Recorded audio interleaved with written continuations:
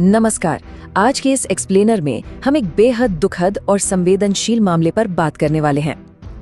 तमिलनाडु के कोयम्बटूर से एक ऐसी खबर आई है जिसने सिर्फ स्थानीय लोगों को ही नहीं बल्कि पूरे देश को झकझोर कर रख दिया है।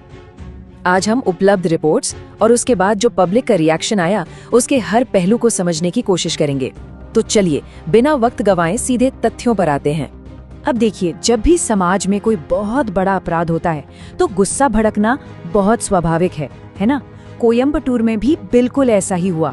रिपोर्ट्स बताती हैं कि वहां एक इतनी भयावह घटना घटी है जिसने पूरे इलाके को अंदर तक हिला दिया है।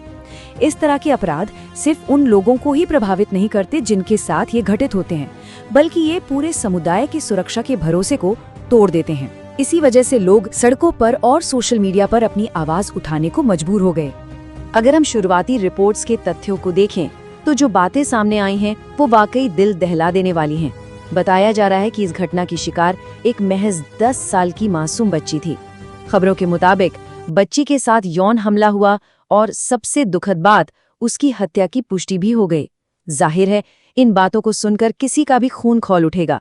जब भी इतने कमजोर और मासूम बच्चों के साथ ऐसा कुछ होता है तो समाज का गुस्सा 7वें आसमान पर पहुंच जाता है, और यही आक्रोश हम आज कोयम्बटूर में देख रहे हैं। लेकिन इस पूरे मामले में एक और चीज हुई जिसने इस दर्द और गुस्से को एक अलग ही दिशा दे दी।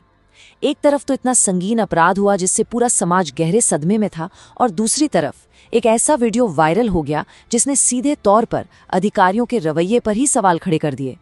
ये सच में सोचने वाली बात है कि कैसे एक प्राथमिक अपराध के बाद कुछ ऐसा होता है जो पूरे मामले में एक नया विवाद खड़ा कर देता है। तो आखिर उस वायरल वीडियो में ऐसा था क्या जिसने इतना ध्यान खींचा? रिपोर्ट्स के मुताबिक एक प्रेस कॉन्फ्रेंस शुरू होने ही वाली थी और ठीक उससे पहले कुछ पुलिस अधिकारियों को वहां हंसते हुए देखा गया। जैसे ही ये छोटी सी क्लिप इंटरनेट पर आई, ये आग की तरह फैल गई और एक बड़े विवाद का कारण बन गई। मैं यहाँ बिल्कुल साफ कर दूं कि हम किसी का पक्ष नहीं ले रहे हैं, बस जो रिपोर्ट्स में है वही आपको बता रहे हैं। लेकिन हाँ, इस एक वीडियो ने लोगों का ध्यान सिर्फ अपराध से हटाकर उस सिस्टम के व्यवहार पर भी ला खड़ा किया जिसे न्याय दिलाना है। जाहिर सी बात है, इसके बाद सोशल मीडिया पर लोगों का गुस्सा फूट पड़ा। लोग लगातार सवाल पूछ रहे हैं कि इतने संवेदनशील मामले में अधिकारियों से कम थोड़ी गंभीरता की उम्मीद तो की ही जा सकती है, राइट? जब मामला एक छोटी सी बच्ची की जान और इतने जघन्य अपराध का हो तो लॉ एनफोर्समेंट एजेंसियों से एक अलग लेवल की प्रोफेशनलिज्म की उम्मीद होती है। लोग बस यही मांग कर रहे हैं कि सिस्टम इस केस को पूरी संवेदनशीलता के साथ हैंडल करे। अब इन सब विवादों और गुस्से के बीच कानूनी कार्रवाई भी आगे बढ़ी है। आधिकारिक रिपोर्ट्स बताती हैं कि इस गंभीर अपराध के मामले में पुलिस ने अब तक 2 आरोपियों को गिरफ्तार कर लिया है। ये एक बहुत अहम कदम है, क्योंकि ऐसे मामलों में जब तुरंत गिरफ्तारी होती है तो लोगों को कम से कम ये भरोसा तो होता है कि न्याय प्रणाली काम कर रही है और दोषियों को पकड़ने की कोशिशें जारी हैं। अगर हम अब तक के पूरे घटनाक्रम को एक साथ रखकर देखें तो पिक्चर कुछ ऐसी बनती है।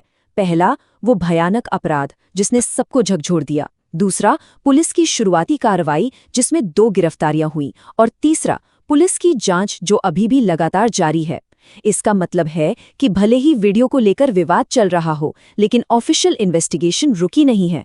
पुलिस मामले की तह तक जाने के लिए काम कर रही है, जो कि न्याय सुनिश्चित करने के लिए सबसे जरूरी हिस्सा है। देखिए, तमाम कानूनी प्रक्रियाओं और विवादों से अलग सबसे बड़ी और जरूरी बात क्या है? वो ये है कि सोशल मीडिया से लेकर हर सार्वजनिक मंच तक हर कोई बस उस 10 साल की मासूम के लिए न्याय मांग रहा है। कई सारे मुद्दे आए और गए, लेकिन लोगों का फोकस एक ही जगह टिका है।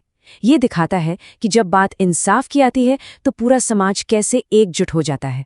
सबकी बस एक ही प्रार्थना है कि असली दोषियों को उनके किए की सख्त से सख्त सजा मिले। अंत में ये पूरी घटना हमारे सामने एक बहुत ही बड़ा और सोचने वाला सवाल छोड़ जाती है। वो ये कि आखिर ऐसे संवेदनशील और गंभीर मामलों में हमारे सिस्टम की जवाबदेही और संवेदनशीलता कैसे तय की जाए। ये सवाल सिर्फ कोयम्बटूर के इस एक मामले का नहीं है। ये सवाल हमारे पूरे सिस्टम और सामाजिक ढांचे पर है। हम एक समाज के रूप में वाकई ये सोचने की जरूरत है कि हम ऐसी त्रासदियों से कैसे निपटें ताकि लोगों को सिर्फ न्याय ही न मिले, बल्कि वो न्याय पूरी संवेदनशीलता और सम्मान के साथ दिया जाए। इसी जरूरी सवाल के साथ आज का ये एक्सप्लेनर हम यहीं खत्म करते हैं। हमारे साथ जुड़ने और इस जटिल मुद्दे को समझने के लिए आपका बहुत बहुत शुक्रिया।